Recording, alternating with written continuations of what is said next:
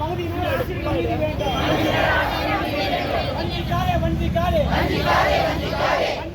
வஞ்சிக்காதே ஆசிரியர் குடும்பத்தை வஞ்சிக்காதே. கண்டிக்கின்றோம் ஆட்சியை கண்டிக்கின்றோம் ஆட்சியை கண்டிக்கின்றோம்